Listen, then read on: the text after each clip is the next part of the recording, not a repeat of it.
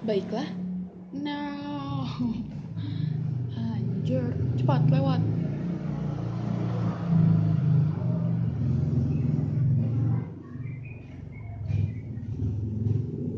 Iya, anjir lewat mulu motornya. Oke. Baiklah, saya akan menjelaskan isi Super Semar. Namun sebelumnya, isi Super Semar yang asli ini masih menjadi kontroversi karena naskah aslinya tidak pernah ditemukan. Namun, selama ini beredar 3 versi Super Semar yang tidak ada satupun yang asli. Ketiga versi tersebut datang dari Pusat Penerangan TNI AD, Sekretariat Negara, dan Akademi Kebangsaan.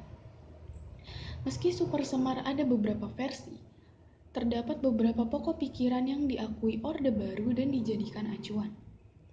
Super Semar berisi tentang beberapa hal sebagai berikut. Yang pertama, ada mengambil segala tindakan yang dianggap perlu untuk terjaminnya keamanan dan ketenangan serta kestabilan jalannya pemerintahan dan jalannya revolusi, serta menjamin keselamatan pribadi dan kewibawaan pimpinan presiden, panglima tertinggi, pimpinan besar revolusi, mandataris MPRS demi untuk keutuhan bangsa dan negara Republik Indonesia, dan melaksanakan dengan pasti segala ajaran pemimpin besar revolusi. Yang kedua, ada mengadakan koordinasi pelaksanaan perintah dengan panglima-panglima angkatan lain dengan sebaik-baiknya. Lalu yang terakhir ada supaya melaporkan segala sesuatu yang bersangkut paut dalam tugas dan tanggung jawabnya seperti tersebut di atas.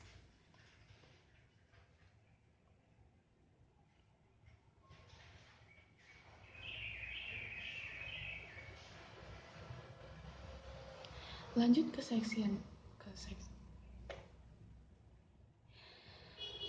ke pembahasan selanjutnya, Super Semar juga memiliki kontroversi dan dampak.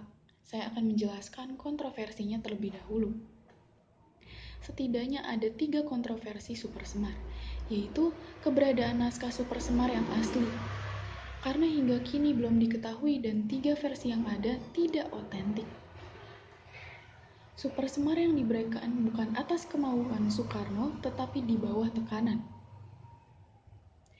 Super Semar merupakan perintah pengendalian keamanan, tetapi dimaknai oleh jenderal yang membawa surat itu dari Istana Bogor ke Jakarta sebagai penyerahan kekuasaan, sehingga digunakan Soeharto melakukan beberapa aksi beruntun, termasuk pembubaran PKI. Dan pembahasan yang terakhir adalah dampak dari Super Semar. Ada Super Semar menyebabkan kedudukan Soekarno sebagai Presiden RI kian tergerus, sementara posisi Soeharto kian menguat. Nah, pada masa ini disebut sebagai dualisasi kepemimpinan. Soeharto membubarkan PKI dan menangkap para menteri yang diduga terlibat dalam G30S PKI. Soekarno lengser dan kursi kepresidenan. Oke, sebenarnya saya harus mengulang.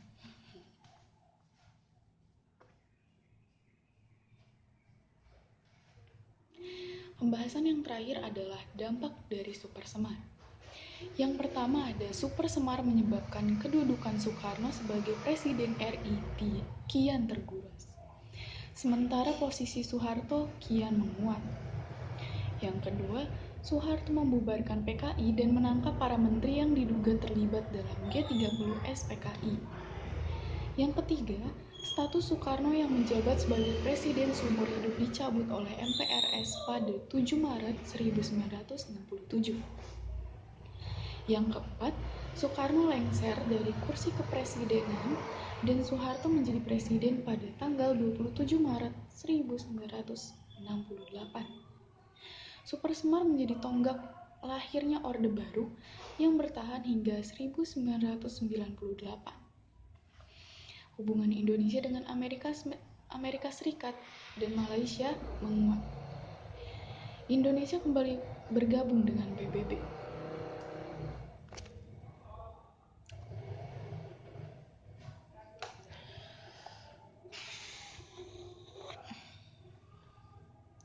Dengan demikian, pembahasan saya. Demikian hasil pembahasan dari saya tentang Super Semar. Apabila ada kekurangan, mohon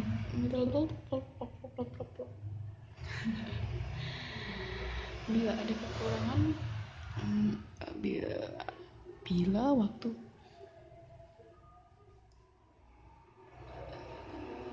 mohon maaf bila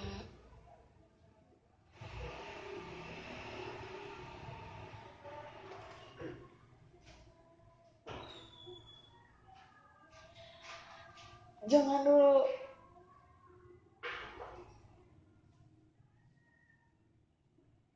No. Bentar.